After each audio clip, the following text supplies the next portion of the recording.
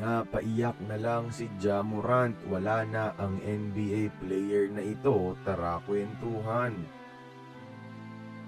Isang malungkot at nakakagulat na balita sa NBA ngayon mga idol.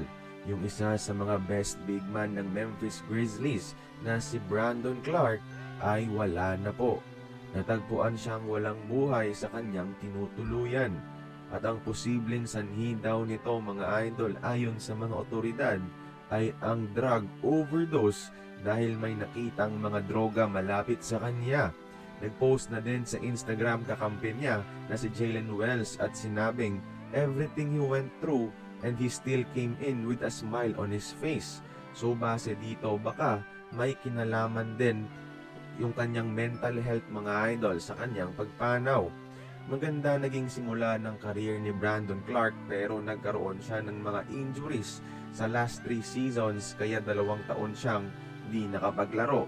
7 years sa NBA si Clark at may career average na 10.2 points and 5.5 rebounds mga idol, lahat sa Memphis.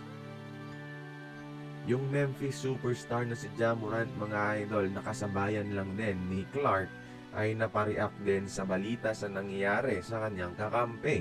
Sabi niya, "This hurts, love you broski."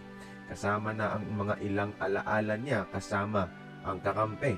Pati si Patrick Beverley mga idol, hindi rin makapaniwala sa mga nangyari. Pati na rin si Kendrick Perkins na nasaktan din sa balita. Nagbigay tribute na rin kanina ang San Antonio Spurs kay Brandon Clark kahit hindi ito naglaro noon. Kasama rin ang NBA veteran na si Jason Collins na tumawid na rin sa kabilang buhay dahil naman sa cancer. Grabe no, di mo talaga alam ang pinagdadaanan ng mga tao kahit NBA players pa sila. Hanggang sa muli, Brandon Clark at Jason Collins.